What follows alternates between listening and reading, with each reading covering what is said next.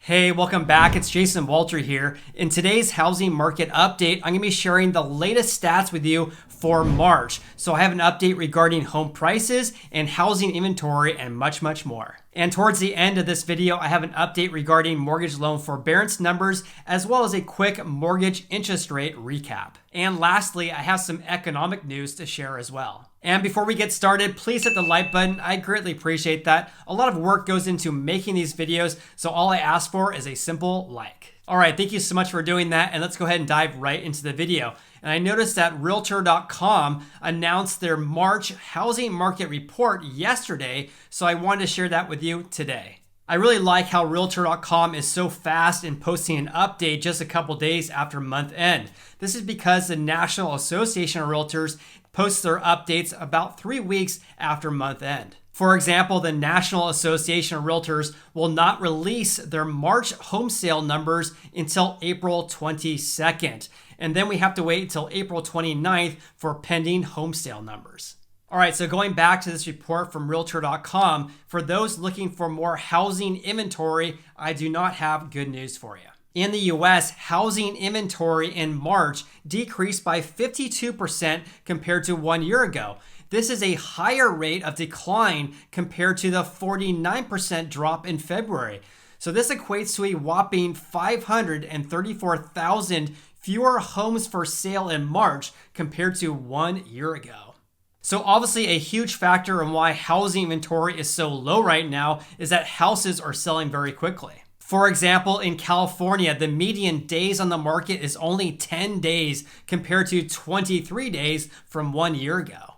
Also, I noticed that Redfin posted today that homes are selling at their fastest pace on record. So 59% of homes that went into contract had an accepted offer within the first 2 weeks on the market.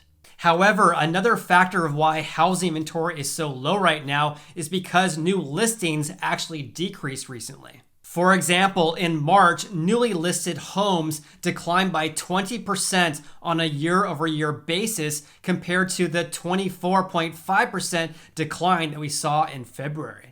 And this drop of new listings is not just pandemic related. So Realtor.com reported that newly listed homes in the final week of March were still down 24% compared to the 2017 to 2019 average for the same time period.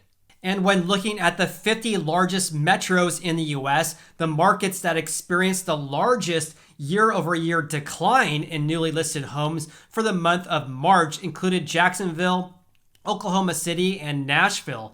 Only San Jose, San Francisco, Los Angeles, and New York saw newly listed homes increase on a year-over-year basis. All right, let's talk about home prices right now. So the national listing price in March grew by 15.6% over last year, which is a higher growth rate than the previous month. Meanwhile, the median listing price hit an all-time high of $370,000. I can hear you all typing away right now saying, Jason, this is the listing price, not the sold price. Just because a home seller asks for a high price doesn't mean they're gonna get it. Well, according to Redfin, more homes than ever are selling for over their asking price right now. This, of course, does not mean that everyone is selling their homes for $1 million over their asking price. However, Redfin reported that nearly 40% of homes in the US are selling for more than their asking price, and that's the highest share on record. What I'm very curious to find out is how homebuyer demand is going to be affected by rising mortgage interest rates. As I mentioned in my video yesterday, mortgage interest rates went up about 0.5% in February, but in March they more or less remained stable. All right, so going back to this report from Realtor.com, let's talk about the US metros that had the highest price growth rate and the lowest. Austin, Texas, Buffalo, New York, and Los Angeles posted the highest year-over-year median list price growth in March. In contrast, Memphis, Miami, and Denver were the only top 50 metros to see their listing price decline year over year in March. Realtor.com also posted housing stats for about 50 US metros. I'm not going to be going over that in today's video. However, I'll leave a link below for you in case you want to see housing stats in your neck of the woods. However, just for the fun of it, let's go over Austin, Texas, because their housing market is absolutely on fire right now. So let me share some stats with you. For February, the median list price surged by 22% to a new record high of $395,000.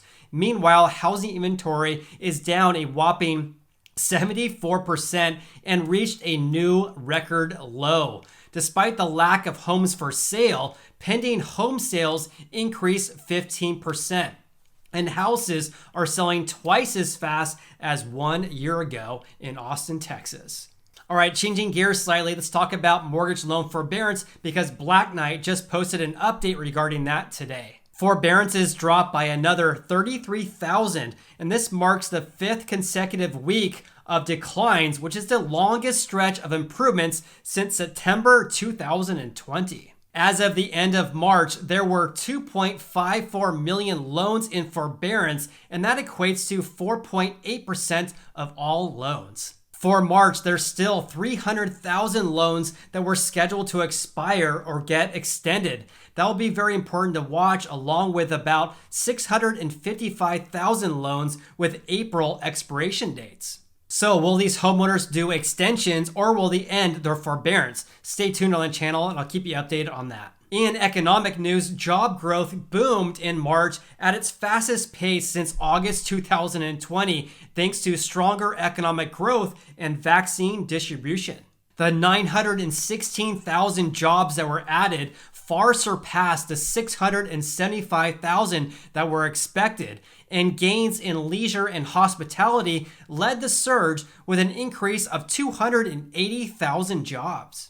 In addition, the unemployment rate fell to 6%, which is well below the peak that was set last year, but it's still about double pre-COVID. However, here's something very important to note because this 6% rate does not capture the nearly 4 million people who lost their job last year and left the workforce entirely. Because of this, experts predict that the true unemployment rate is actually above 9%. And to give you a quick mortgage interest rate recap, the average 30-year fixed rate mortgage as of today sits at 3.39% according to the Mortgage News Daily. If you enjoyed watching this video, please hit the like button. I greatly appreciate that. And also consider subscribing. I post videos about how this pandemic is affecting our housing market. You also can follow me on Instagram. I'm Sacramento Realtor. Hope you have an awesome day and a great weekend. I look forward to seeing you on the next video.